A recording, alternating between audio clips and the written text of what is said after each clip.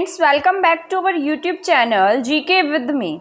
तो आज की हमारी एक क्लास रहेगी मॉडर्न हिस्ट्री के बारे में। आपको पता है इससे पहले एक क्लास में आपको मॉडर्न हिस्ट्री की पढ़ा चुकी हूँ।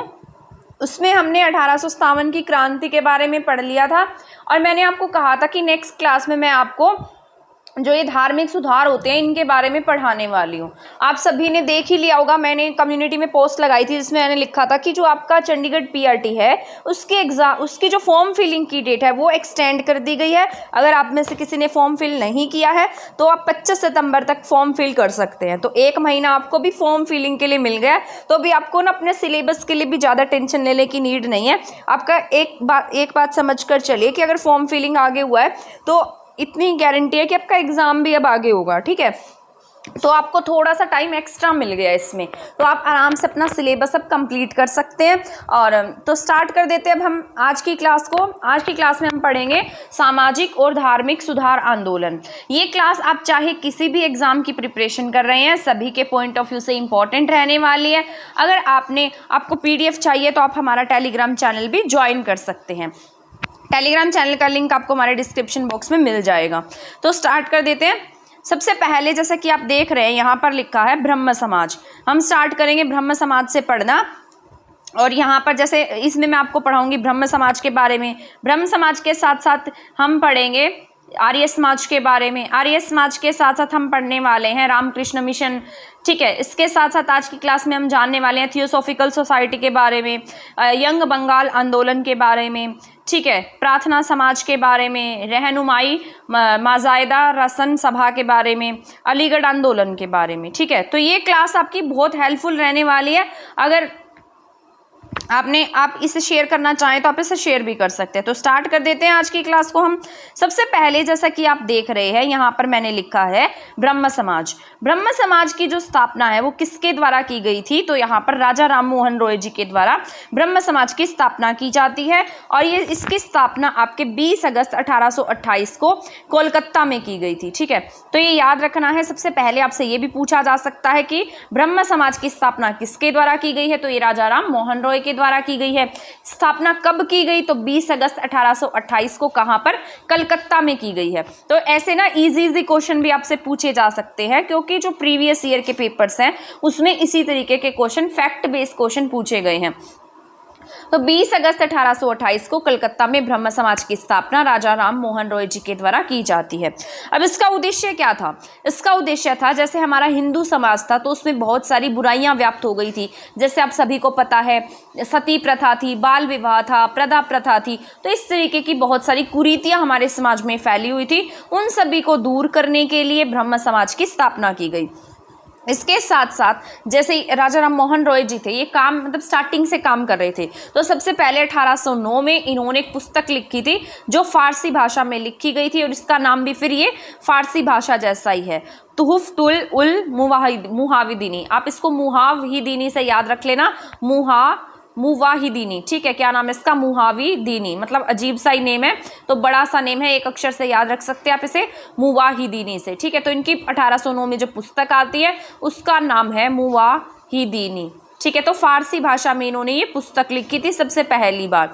इसके साथ साथ 1814 में इन्होंने आत्मीय सभा की स्थापना की और इसके बाद में 3 साल बाद 1817 में डेविड हेयर थे, उनकी सहायता से इन्होंने हिंदू कॉलेज की स्थापना की।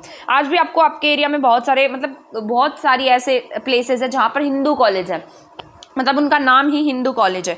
तो यहाँ पर भी इन्होंने किसकी स्थापना किया? 1817 में ही इन्होंने हिंदू कॉलेज की स्थापना कर दी थी। 1814 में आत्मीय सभा की स्थापना होती है और 1817 में डेविड हेयर की सहायता से क्या करते हैं?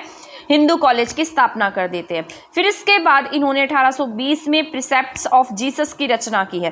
पहले तो इन्होंने फारसी भाषा में लिखा, फिर इन्होंने किस पर लिखा है? क्रिश्चियनिटी पर लिखा है। जीसस वगैरह क्रिश्चियंस लोग मानते हैं, तो इन्होंने प्रिसेप्ट्स ऑफ जीसस की रचना भी की है। इन्होंने सती प्रथा के विरुद्ध आंदोलन चलाया। आप सभी को पता है इनके समय में जो गवर्नर जनरल थे वो थे लॉर्ड विलियम बेंटिक। तो बेंटिक की सहायता से 1829 में इन्होंने क्या चलाया? मतलब इन्होंने सती प्रथा के खिलाफ आवाज उठाई और सती प्रथा को बैन कराने का काम किया। तो 1829 में बेंटिक के समय में सती प्रथा क्या हो गई थी, बैन हो गई थी, बंद हो गई थी। तो ये इसमें किसका योगदान था, हमारे राजा राम मोहन रॉय जी का योगदान था। इसके बाद में 1825 में वेदांत कॉलेज की स्थापना की गई। इन्होंने क्या बनाया बाद में, 1825 में किसकी स्थापना किया, वेदांत कॉलेज की। 1817 में इन्होंने किसकी स्थापना की थी, हिंदू कॉलेज की। ठीक है, इसके साथ साथ इन्होंने, इनकी रचनाएं क्या थी, प्रिसेप्ट्स ऑफ जीसस और मुवाहिदीनी। ठीक है, तो ये दो रचनाएं इन्होंने की। मुवाहिदीनी इनकी फारसी में है और प्रिसेप्ट्स ऑफ जीसस इन्होंने क्रिश्चियनिटी पर लिखी है। इसके बाद में 1825 में इन्होंने वेदांत कॉलेज की स्थापना की है।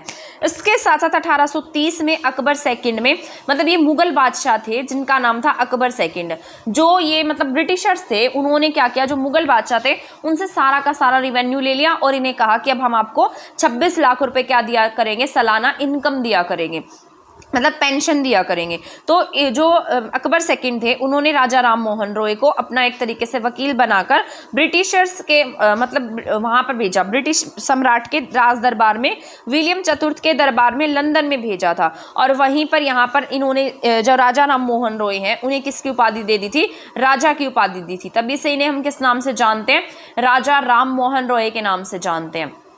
ठीक है, इसके बाद में 1833 में लंदन ब्रिस्टल में राजा राम मोहन रॉय की क्या हो जाती है, डेथ हो जाती है। तो 1833 में क्या हो गई, इनकी डेथ हो गई। 1828 में इन्होंने किसकी स्थापना की है, आर्य ब्रह्म समाज की स्थापना की है। ठीक है, तो पहले हमने क्या पढ़ा, 1828 में क्या स्थापना की, ब्रह्म समाज की। कहाँ पर इन्होंने स्थापना की है, कलकत्ता में। ठीक है, किसके द्वारा की गई है, राजा राम मोहन रॉय के द्वारा की गई है। इसका उद्देश्य क्या था आपका, हिंदू समाज में व्याप्त बुराइयों को खत्म करना।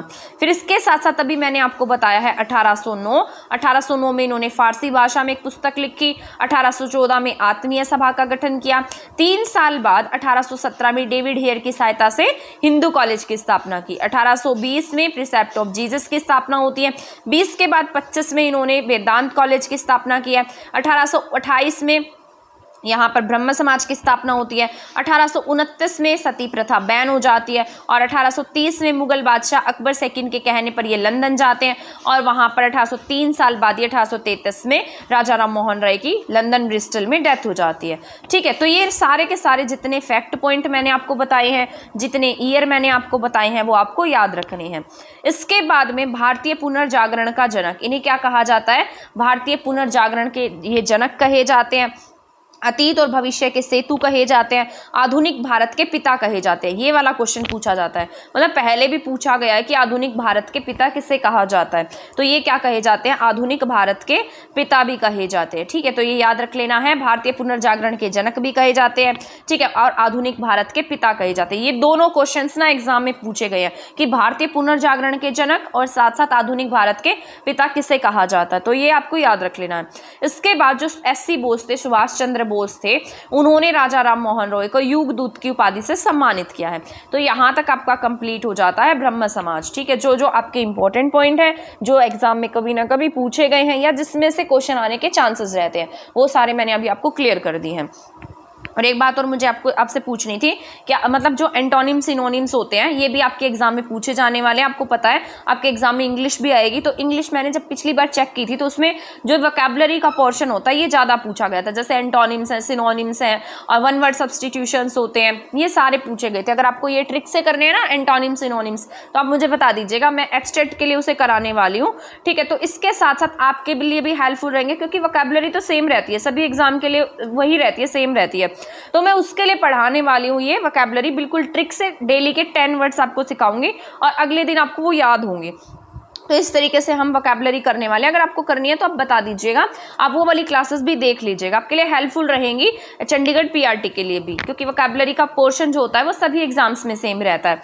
तो वहाँ पर मैं एंटोनिम्स सिनोनिम्स कराऊंगी, वन वर्ड सब्सटीट्यूशंस कराने वाली हूँ। अभी शायद 10 सितंबर के बाद वो क्लास स्टार्ट करूंगी मैं, तब तक आप चैनल से बने रहिएगा। और मान लीजिए आपके साथ में कोई और प्रिपरेशन करा तो आप उसे भी शेयर कर देना मेरा चैनल। ठीक है, तो अब हम पढ़ लेते हैं आर्य समाज के बारे में। आर्य समाज जो है, आर्य समाज की जो स्थापना है वो किसके द्वारा की गई? स्वामी दयानंद सरस्वती जी के द्वारा 1875 में बंबई में की गई है। वहाँ उसकी स्थापना कहाँ पर होती है? कलकत्ता में होती है, क्योंकि जो ये कलकत्ता, बंबई, मद्रास, ये ना बहुत रिच इलाके थे और ये प्रेसिडेंसी थी अंग्रेजों की। यहाँ से जो अंग्रेज थे वो बहुत ज़्यादा पैसा लूट कर अपने देशों में भेजा करते थे। तो कलकत्ता में किसकी स्थापना होती है? कलकत्ता में बहुत ज़्यादा पढ़े लिखे लोग भी रहते उस समय में, और उस समय में बहुत अमीर लोग भी वहाँ पर रहा करते थे। तो कलकत्ता में 1828 में ब्रह्म समाज की स्थापना होती है। इसके साथ साथ जो बंबई है, बंबई भी आपकी बहुत मतलब एक तरीके से अंग्रेजों की प्रेसिडेंसी रही थी, तो यहाँ पर बहुत ज़्यादा अवेयरनेस लाने की नीड लगने लगी। तो यहाँ पर 1875 में बंबई में किसकी स्थापना की गई है? आर्य समाज की स्थापना की गई। इनके जो बचपन का नाम है वो क्या था? मूल शंकर था। तो यहाँ पर स्वामी दयानंद सरस्वती जी के बचपन का नाम भी आपसे पूछा जा सकता है, बहुत बार एग्जाम में पूछा भी गया। तो इनके बचपन का नाम क्या है? मूल शंकर है। इसके बाद इनके गुरु का नाम जो है वो क्या है? विरजानंद है। तो गुरु जी का नाम भी पूछ सकते हैं। बचपन का नाम मूल शंकर, गुरु का नाम क्या है? यहाँ पर विरजानंद है। उद्देश्य क्या था इनका? उद्देश्य था कि जो वैदिक है, मतलब जो वेद है, उनको मतलब अपने धर्म की तरफ वापस लौटना। जैसे बहुत से लोग थे जो मुस्लिम बन गए थे, तो इन्होंने एक नारा भी दिया था कि वेदों की ओर लौटो, वेदों की ओर चलो। तो इस तरीके से वेदों की ओर लौटो या वैदिक धर्म को पुनः स्थापित करना, इसके साथ साथ जो पाश्चात्य प्रभाव था उसको खत्म करना, क्या था इनका उद्देश्य था। जैसे बहुत सारे लोग क्रिश्चियनिटी में जाने लगे थे, क्योंकि जो ये ब्रिटिशर्स थे, इन्होंने यहाँ पर मतलब एक तरीके से अपने जो मतलब इनका जो रिलीजन होता है उसे आगे बढ़ाने का काम किया था। तो इस प्रकार जो हमारे स्वामी दयानंद सरस्वती जी थे, उन्हें लगा कि जो हमारा धर्म है उसे वापस लाने की नीड है, इसलिए इन्होंने वैदिक धर्म को पुनर्स्थापित करना और पाश्चात्य प्रभाव को समाप्त करने के लिए यहाँ पर इस मतलब जो आर्य समाज है इसकी स्थापना की थी। इन्होंने बाल विवाह, सती प्रथा, प्रदा प्रथा का भी क्या किया? विरोध किया था। इसके बाद इनकी जो रचनाएं हैं, इन्होंने कौन सी कृति लिखी? तो इन्होंने सत्यार्थ प्रकाश 1883 में लिखा है हिंदी में, ठीक है। तो पहले इसे शायद संस्कृत भाषा में लिखा गया था, बाद में इन्होंने इसे ट्रांसलेट करके 1883 में हिंदी भाषा में लिखा। और इसके लिए इन्होंने शुद्धि आंदोलन चलाया। मतलब शुद्धि आंदोलन किससे रिलेटेड था? वेदों की ओर लौटो, यानी कि जो भी हिंदू धर्म को छोड़कर किसी और धर्म में कन्वर्ट हो गया है वो वापस से अपने हिंदू धर्म में आ सकता है। तो शुद्धि आंदोलन चलाया गया और क्या कहा गया कि वेदों की ओर लौटो, यानी कि फिर से अपने कल्चर को अपनाओ।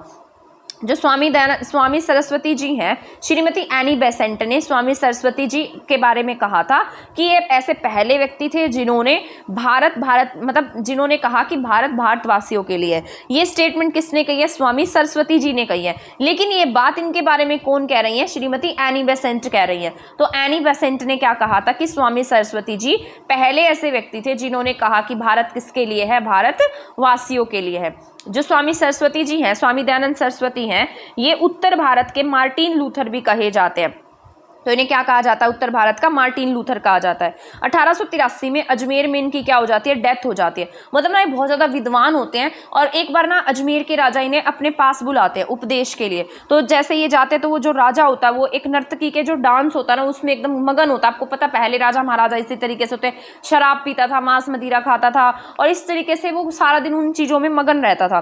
तो जैसे ही स्वामी सरस्वती जी, दयानंद सरस्वती जी जाते हैं तो वो देखते हैं कि राजा इस तरीके से अपनी प्रजा से विमुख है और ऐसे गलत काम कर रहा है, तो उसे उपदेश देते हैं। तो ऐसा कहने के बाद राजा को समझ में आ जाती है, पर जो नर्तकी होती है उससे उनसे चिढ़ हो जाती है, किसने इन्हें मना क्यों कर दिया। ऐसा करने के बाद जो वो नर्तकी होती है वो क्या करती है? रात को मतलब जैसे इनके लिए कोई भी दूध का गिलास आता है तो उसमें कांच मिला देती है पीस कर। ऐसा करने से उनके गले में जो कांच होते हैं ना वो चले जाते हैं और फिर बाद में उन्हें खून वगैरह की उल्टियाँ आती हैं और 2-3 दिन बाद ही उनकी डेथ हो जाती है, वो ठीक नहीं हो पाते। तो इस प्रकार उनकी यहाँ पर डेथ हो जाती है 1883 में। इसके बाद वैलेंटाइन शिरोल हैं जिन्होंने आर्य समाज को क्या कहा है?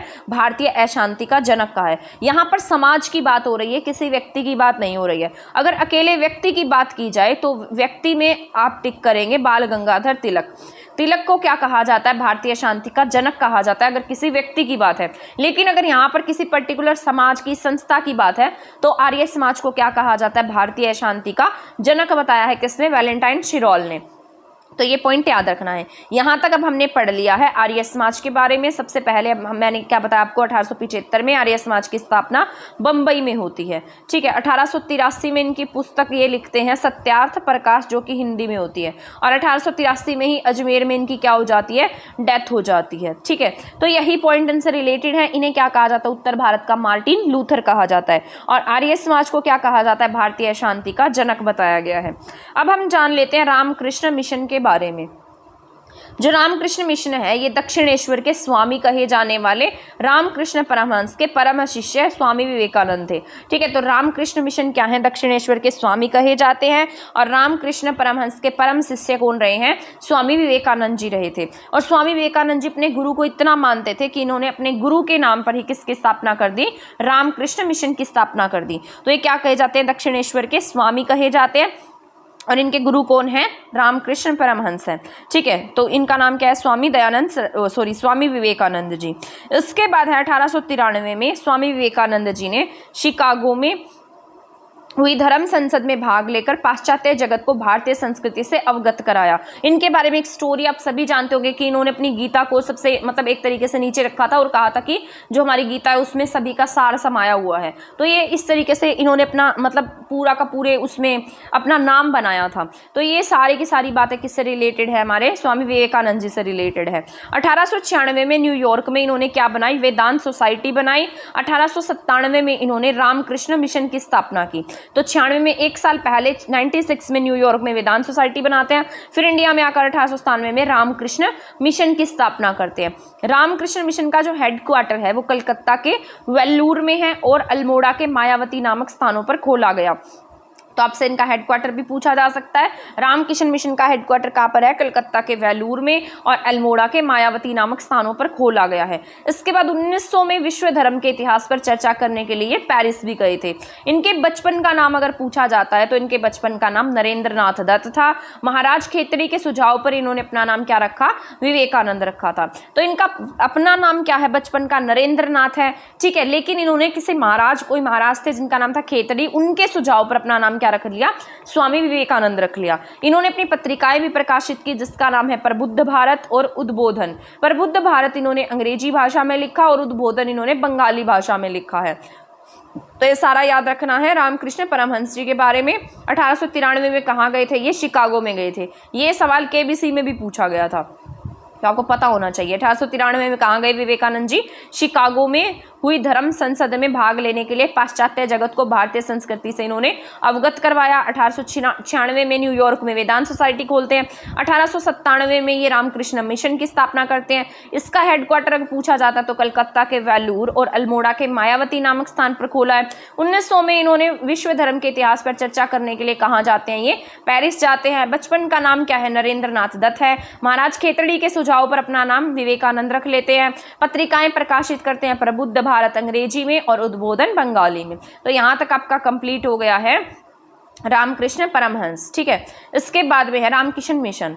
अब इसके बाद हम पढ़ेंगे थियोसॉफिकल सोसाइटी। थियोसॉफिकल सोसाइटी जो है ये इंडिया की सोसाइटी नहीं थी, इसकी स्थापना कहीं न्यूयॉर्क में की गई थी और ये ना अलग अलग देशों में क्या करते थे, प्रचार किया करते थे धर्म का। ठीक है, तो इसकी स्थापना भी कब होती है, 1875 में होती है। 1875 में ही अभी मैंने आपको बताया था किसकी स्थापना होती है, आर्य समाज की स्थापना होती है।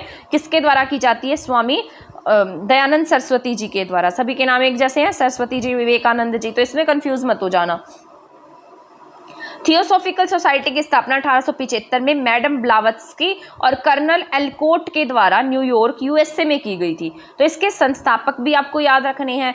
थियोसॉफिकल सोसाइटी की संस्थापना 1875 में किसके द्वारा की गई, मैडम ब्लावत्स्की और कर्नल एलकोट के द्वारा। कहाँ पर की जाती है, न्यूयॉर्क यूएसए में की जाती है।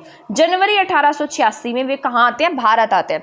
इसकी स्थापना कहाँ होती है, 1875 में न्यूयॉर्क यूएसए में होती है। और ये इंडिया में कब आते हैं, 1886 में इंडिया में आते हैं, ठीक है। और ये कहाँ पर आएंगे, मद्रास के अडियार में क्या बनाते हैं, अपना हेडक्वार्टर स्थापित करते हैं, ठीक है। तो 1886 में भारत आते हैं और यहाँ पर आकर मद्रास के अडियार में, अंगियार कह लो, अडियार कह लो, वहाँ पर अपना हेडक्वार्टर बनाते हैं। इंडिया में इसका नाम क्या है, एनी बेसेंट। मतलब ये जब इंडिया में आते हैं तो इंडिया में ये काम जो थियोसॉफिकल सोसाइटी से रिलेटेड काम है, इनकी सोसाइटी का जो काम था वो किसे सौंप कर जाते हैं, मुख्य रूप से एनी बेसेंट को सौंप कर जाते हैं। आपको पता होगा एनी बेसेंट बहुत ज़्यादा एक्टिव थी उस समय में, कांग्रेस की पहली अध्यक्ष भी बनी थी एनी बेसेंट। तिलक के साथ में इन्होंने होम रूल लीग की स्थापना भी की थी, तो ये बहुत ज़्यादा एक्टिव पार्टिसिपेंट थी। इस प्रकार जब ये इंडिया में आती हैं तो इन्हें ये जो मतलब थियोसॉफिकल सोसाइटी वाले हैं यहाँ पर क्या सौंप कर जाते हैं, अपना काम सौंप कर जाते हैं। तो ये याद रख लेना है आपको, ठीक है।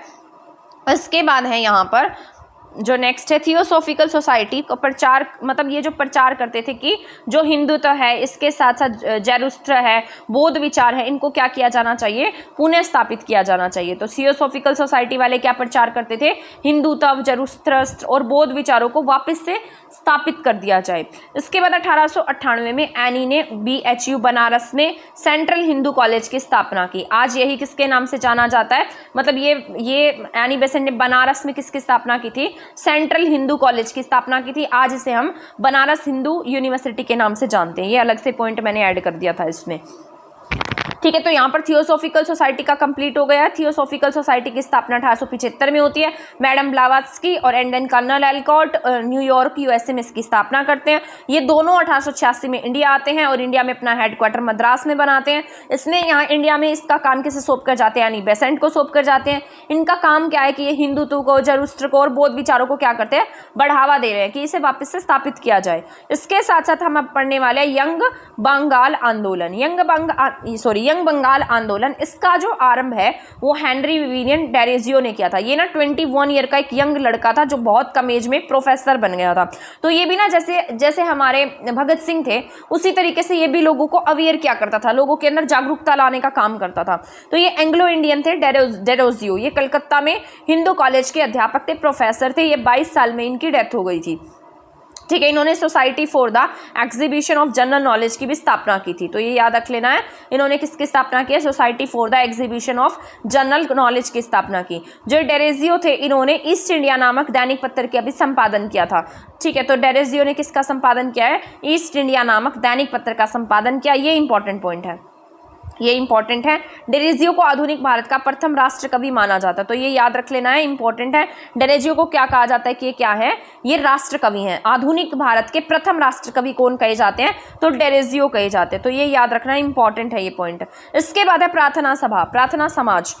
इसमें से भी क्वेश्चन पूछा जाता है, इंपॉर्टेंट है ये। HCS में ही क्वेश्चन पूछा गया था इसमें। हरियाणा के भी जो प्रिपेयर कर रहा है वो मतलब उनके लिए ये उसमें पूछा गया था, HCS में पूछा गया था ये क्वेश्चन, ऑप्शंस टाइप में था और इस तरीके से पूछा गया था कि इसमें से किसकी स्थापना किसके द्वारा की गई थी। तो आत्माराम पांडुरंग ने 1867 में स्थापना की और इसके प्रेरणा स्रोत जो रहे थे वो केशव चंद्र सेन रहे थे। इसका जो उद्देश्य था वो जाति प्रथा का विरोध करना था, स्त्री पुरुष विवाह आयु में वृद्धि करना था, विधवा विवाह पर रोक लगानी थी और स्त्री शिक्षा को बढ़ावा देना प्रार्थना समाज का काम था। तो प्रार्थना समाज की स्थापना सबसे पहले याद रख लेना किसने की है, आत्माराम पांडुरंग ने की है। किससे प्रभावित होकर की, केशव चंद्र सेन से प्रभावित होकर की। इसका उद्देश्य क्या था, जाति प्रथा का विरोध करना, स्त्री पुरुष विवाह आयु में वृद्धि करना, विधवा विवाह पर रोक लगाना और स्त्री शिक्षा को बढ़ावा देना इसका उद्देश्य था। इसके बाद नेक्स्ट पॉइंट है रहनुमाई माजा दायरसन सभा, मतलब ये पारसी सभा थी। जैसे हमारे दादा भाई नौरोजी जी हैं, उन्होंने 1851 में SS बंगाली के साथ में मिलकर इसकी स्थापना की थी, ठीक है। तो ये पर्सियन थे। ये बस एक बार ऐसे ही रीड कर लेना, ये वाला ये जो मैंने बताया रहनुमाई वाला। इसके बाद है अलीगढ़ आंदोलन। अलीगढ़ आंदोलन भी इंपॉर्टेंट है। 1863 में मॉमडन लिटरेरी सोसाइटी की स्थापना सर सैयद अहमद ने की थी। तो ये भी पूछा जा सकता है किसकी स्थापना किसने की, तो सर सैयद अहमद के द्वारा इसकी स्थापना की गई। इन्होंने मॉमडन लिटरेरी सोसाइटी की स्थापना 1863 में की है। 1875 ईस्वी में अलीगढ़ में एंग्लो मुस्लिम स्कूल की स्थापना की थी और यही 1920 में जाकर क्या बन गई, अलीगढ़ मुस्लिम यूनिवर्सिटी बन गई। तो बस इनके बारे में यही याद रख लेना है। अलीगढ़ आंदोलन 1863 में इन्होंने, सर सैयद अहमद खान ने इसकी स्थापना की। मोमडन लिटरेरी सोसाइटी की 1875 में। अलीगढ़ में एंग्लो मुस्लिम स्कूल की स्थापना की है। 1920 में अलीगढ़ मुस्लिम यूनिवर्सिटी के रूप में ये सामने आता है। ठीक है, तो यहाँ तक आपका सारा का सारा कंप्लीट हो गया। अलीगढ़ आंदोलन की स्थापना 1863 में। आत्मारंग पांडुराम ने प्रार्थना समाज की स्थापना की है। ठीक है, तो ये सारे याद रख लेने आपको। और रहनुमाई दादा भाई नौरोजी। ठीक है, प्रार्थना सभा 1867 में। आत्मारंग पांडुरंग। इसके साथ साथ यहाँ पर यंग मंग आंदोलन हेनरी विवियन डेरेजियो से रिलेटेड है। इसके बाद यहाँ थियोसोफिकल सोसाइटी इंडिया में एनी बेसेंट से रिलेटेड है, लेकिन इसकी स्थापना का श्रेय मैडम ब्लॉवत्स्की एंड कर्नल एल्कॉट को दिया जाता है। इसके बाद, इससे पहले हमने पढ़ा है यहाँ पर रामकृष्ण मिशन। रामकृष्ण मिशन में आपको पता है 1893 में शिकागो में इन्होंने अपना पहला जो भी स्पीच दिया था। इसके साथ साथ रामकृष्ण मिशन इन्होंने अपने गुरु के नाम पर रखा। तो ये सारे के सारे पॉइंट ना आप एक बार रीड आउट कर लेना, क्योंकि ये इंपॉर्टेंट है। ठीक है, और इसमें से ना क्वेश्चंस पूछे जाते हैं, मतलब मोस्ट ऑफ एग्जाम्स में इनमें क्वेश्चन आता है, क्योंकि ये स्टैटिक जैसा पार्ट होता है और ये इंपॉर्टेंट भी है। तो आप इसे देख लेना। इसकी PDF मैं शेयर कर दूंगी टेलीग्राम चैनल पर, उसे ज्वाइन कर लेना अगर ज्वाइन नहीं किया है तो। अब हम मिलेंगे हमारी नेक्स्ट क्लास में, उसमें मैं आपको पढ़ाने वाली हूँ कांग्रेस के बारे में। कांग्रेस से रिलेटेड पढ़ने वाले हैं, कांग्रेस की स्थापना कैसे होती है। उसके बाद हम पढ़ेंगे गांधी युग के बारे में। गांधी युग में आप सभी को पता है आपकी मॉडर्न हिस्ट्री कंप्लीट हो जाती है। ठीक है, गांधी युग थोड़ा सा लेंथी है, क्योंकि उसमें बहुत सारे चैप्टर्स आ जाते हैं कि उसी में सारे आंदोलन हुए थे, तो वो इंपॉर्टेंट भी होता है। तो वो सारा हम पढ़ने वाले हैं।